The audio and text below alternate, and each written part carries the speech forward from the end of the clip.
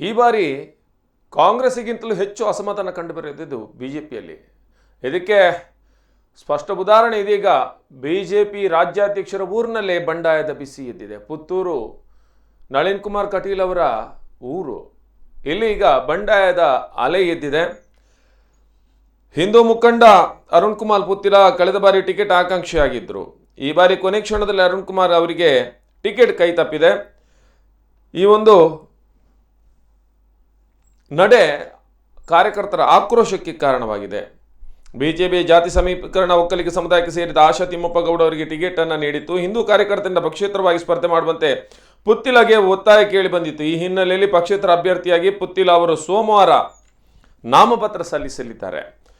RSS ಹಾಗೂ ಇತರ ಹಿಂದೂ ಸಂಘಟನೆಗಳು ಸಾಕಷ್ಟು ಮನವೊಲಿಸುವ ಪ್ರಯತ್ನ ಮಾಡಿದರು. ಆದರೆ ಚುನಾವಣೆಗೆ ಪಕ್ಷೇತರ ಅಭ್ಯರ್ಥಿಯಾಗಿ ಹಿಂದೂ ಫೈರ್ ಬ್ರ್ಯಾಂಡ್ ಅರುಣ್ ಕುಮಾರ್ ಪುತ್ತಿಲ ಅವರು ಸ್ಪರ್ಧಿಸಲಿದ್ದಾರೆ. ಈ ಬಾರಿ ತಮ್ಮೆಲ್ಲ ಹಿತೈಷಿಗಳ ಅಭಿಮಾನಿಗಳ ಅಪೇಕ್ಷೆಯಂತೆ ಅವರಿಗೆ ಟಿಕೆಟ್ ಸಿಗದಿರುವ ಹಿನ್ನೆಲೆ ಅಭಿಮಾನಿಗಳ ಅಪೇಕ್ಷೆಯಂತೆ ಪಕ್ಷೇತರವಾಗಿ ಸ್ಪರ್ಧೆ ಮಾಡಲು ನಿರ್ಧರಿಸಿದ್ದಾರೆ. ನಾನು ಶಟ್ಟನಿದ್ದೇನೆ.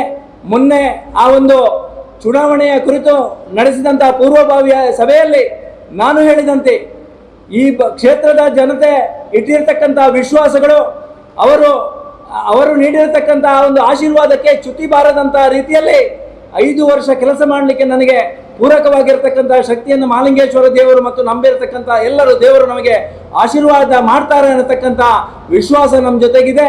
ಎಲ್ಲರೂ ಕೂಡ ಈ ಚುನಾವಣೆಯಲ್ಲಿ ಇವತ್ತು ಭಾರತೀಯ ಜನತಾ ಪಕ್ಷದ ಅನೇಕ ಜನಪ್ರತಿನಿಧಿಗಳು ನಮ್ಮ ಜೊತೆಗೆ ಇದ್ದಾರೆ.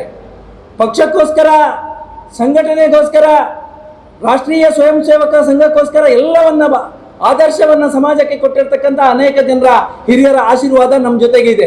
ಆ ಒಂದು ಎಲ್ಲ ಯೋಜನೆಗಳ ಪ್ರಕಾರ ಈ ಚುನಾವಣೆಯನ್ನ ಸವಾಲಾಗಿ ಸ್ವೀಕಾರ ಮಾಡಿ ಹಿಂದುತ್ವದ ಆಧಾರದಲ್ಲಿ ಈ ಕ್ಷೇತ್ರವನ್ನು ಜಯಿಸಿ ಇಡೀ ಕರ್ನಾಟಕಕ್ಕೆ ಒಂದು ಮಾದರಿ ಕ್ಷೇತ್ರವನ್ನಾಗಿ ಮಾಡಲಿಕ್ಕೆ ಪೂರಕವಾಗಿರ್ತಕ್ಕಂತಹ ಶಕ್ತಿಯನ್ನು ನಮಗೆಲ್ಲರಿಗೂ ಭಗವಂತ ಅನುಗ್ರಹಿಸಿ ನಾನು ಮಾಡಿರತಕ್ಕಂತಹ ಕೆಲಸ ಕಾರ್ಯಗಳು ಈ ಸಮಾಜಕ್ಕೆ, ಹಿಂದೂ ಸಮಾಜಕ್ಕೆ ಕೊಟ್ಟಿರತಕ್ಕಂತಹ ವಾತಾವರಣವನ್ನ ನಿರ್ಮಾಣ ಮಾಡ್ತದೆ ಅನ್ನತಕ್ಕಂಥ ಆಶಯ ಮತ್ತು ವಿಶ್ವಾಸ. ಇನ್ನು ಪುತ್ತೂರಿನ ಶಾಸಕ ಸಂಜೀವ ಮಠಂದೂರು ಈ ಬಾರಿ ಟಿಕೆಟ್ ಸಿಗದೆ ನಿರಾಶರಾಗಿದ್ದರು.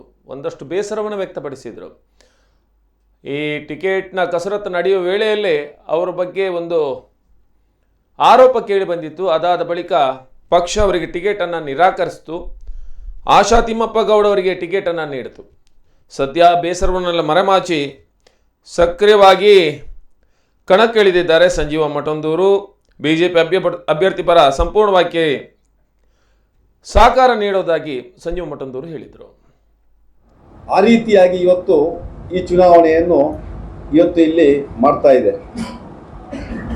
ಬೂತ್ ಸಮಿತಿ, ಪೇಜ್ ಸಮಿತಿ, ಕೀ ವೋಟರ್ಸ್, ನಮ್ಮ ಅಲ್ಲಿರುವಂಥ 5 ಜನ ನಮ್ಮ ಪ್ರಮುಖರು, ಹೀಗೆ ಇವತ್ತು ಪ್ರತಿಯೊಂದು ಬೂತಲ್ಲಿ 220 ಬೂತಲ್ಲಿ ನಮ್ಮ ಒಂದು ತಂಡ, ಬಲಿಷ್ಠವಾದ ತಂಡಗಳಿದೆ. 31 ಪಂಚಾಯಿತಿಗಳು ಇವತ್ತು ಇರಬೇಕಿದ್ರೆ 25 ಪಂಚಾಯಿತಿ ಬಿಜೆಪಿ ಪಂಚಾಯಿತಿ ಆಗಿದೆ. ನಾವು ಎಲ್ಲೆಡೆ ಹೋದಾಗ ಜನ ಇವತ್ತು ಮಾತಾಡುವಂಥ ಕೆಲಸವನ್ನು ಮಾಡ್ತಾ ಇದ್ದಾರೆ. ಬದುಕು ಧರ್ಮಾಧಾರಿತ ರಾಜಕಾರಣ ಮಾಡಬೇಕು ಅಂತೇಳಿ ಭಾರತೀಯ ಜನತಾ ಪಾರ್ಟಿಯಲ್ಲಿ ಇವತ್ತು